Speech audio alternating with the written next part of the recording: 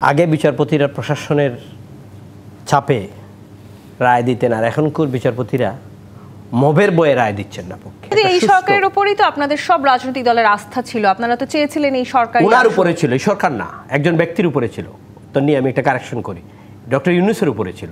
যে দুর্নীতি তো এখন ঠিকই চলছে নীরবে, এবং তার প্রাইস ট্যাগটাও কিন্তু মির্জা ফখরুল সাহেব বলেছেন যে আগের চেয়ে বেশি হয়ে গেছে। আগে যেটা 1 লাখ ছিল, এটা 5 লক্ষ। উপদেষ্টাদের পিএসদের দুর্নীতি 200-400 কোটি টাকা। আমি এটিও তো আপনার কাছে আসি।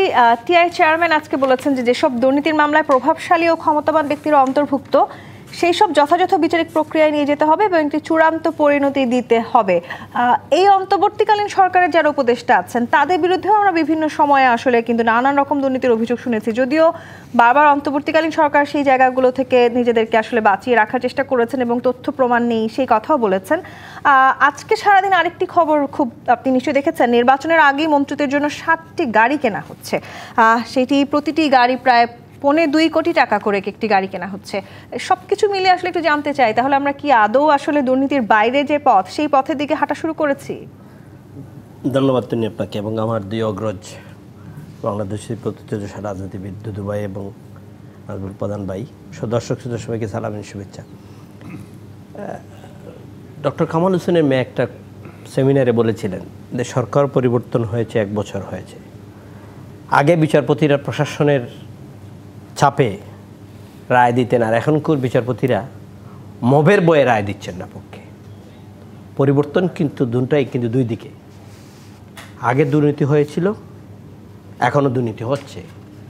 টিআই চেয়ারম্যান বলেছেন এবং বাংলাদেশের টিআইবি দেববিদ্যাসাগর কদিন আগে বলেছেন যে দুর্নীতি তো এখন ঠিকই চলছে নীরবে, এবং তার প্রাইস ট্যাগটাও কিন্তু মির্জা ফখরুল সাহেব বলেছেন যে আগের চেয়ে বেশি হয়ে গেছে। আগে যেটা 1 লাখ ছিল, এটা 5 লক্ষ টাকা।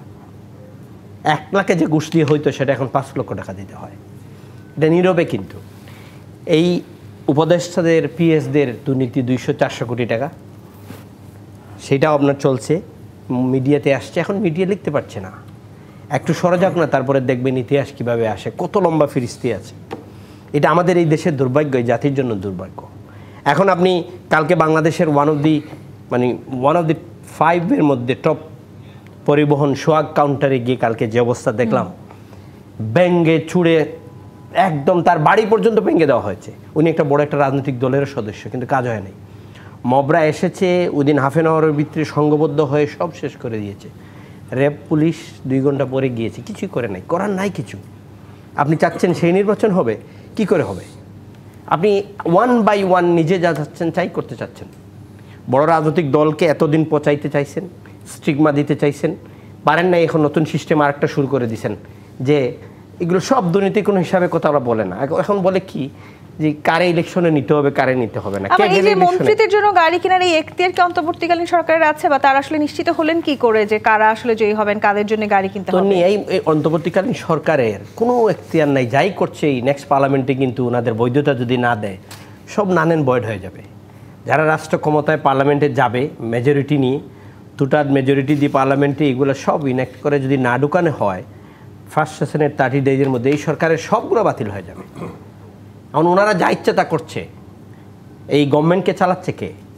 এই গভর্নমেন্টের একটা গ্রুপ আছে স্টুডেন্ট উইং, একটা আছে ইউনূস সাহেবের উপদেষ্টা 2-3টা আছে বসে, যারা একসময় ছাত্রতে যাবে ফিরে কথা বলছে, আবার ছাত্রদের মধ্যে লেয়াজও রাখছে। আবার ইউনূস সাহেব নিজে বলেছেন আমার নিয়োগ করতে হলো ছাত্ররা। এখন ছাত্ররা যদি ওরা নিয়োগ করতে হয়, বাংলাদেশের আওয়ামী লীগ পরে সবচেয়ে বড় রাজনৈতিক দল আমার ডানে বসা বিএনপির নাম নাই। তারা এই আন্দোলনের 17 বছর এত অত্যাচার নির্যাতনে তাদের নাম নাই। শুধু ছাত্ররা আন্দোলন করে ওনাকে বসিয়েছে, ওনার নিয়োগ করতে ছাত্ররা। ওই দিন থেকেই কিন্তু মনে করা নেওয়া হয়ে গেছে যে উনি ছাত্রদের নেতা, ছাত্রদের প্রধান উপদেষ্টা, আর আচার আচরণে তা মনেও হচ্ছে। আগামী দিনে এই নির্বাচনের জন্য আমার অগ্রজ প্রধান ভাই যেটা বললেন, আপনি দেশের আইন শৃঙ্খলা দিতে পারছেন না, যে যা ইচ্ছা করছে, মব জাস্টিস 5বার করে চেয়ারম্যানকে পিটাইয়ে আপনি শেষ করে ফেলছেন। আপনার সাথে 100 জন নিয়েই আপনি যে কোনো জায়গায় অ্যাটাক করতে পারবেন, কেউ আসবে না প্রোটেক্ট করার জন্য। এই জায়গায় রাষ্ট্র আছে? রাষ্ট্র নাই। মব সেইখানে চলে যেখানে রাষ্ট্র ফাংশন করে না। জঙ্গলের আইন সেখানেই চলে যেখানে রাজা বলতে কেউ নাই, যার শক্তি সেই রাজা। এই অবস্থার মধ্যে এই দেশের, কিন্তু এই সরকারের উপরই তো আপনাদের সব রাজনৈতিক দলের আস্থা ছিল, আপনারা তো চেয়েছিলেন এই সরকার। ওনার উপরে ছিল, এই সরকার না, একজন ব্যক্তির উপরে ছিল। তো নিয়ে আমি একটা কারেকশন করি, ডক্টর ইউনূসের উপরে ছিল। একজন নোবেল লরিয়েট বাংলাদেশের, এত ভালো মানুষ, এত ওনার উপর অত্যাচার হয়েছে, সবাই এটার উপর বিশ্বাস রেখেছিল। বক্তব্য রেকর্ড আছে, আমরাও টক শোতে আমরা জানতাম না যে উনি শুধু রাজনৈতিক দল বাদ দিয়ে একটা গোষ্ঠীকে নিয়ে এটা করবেন।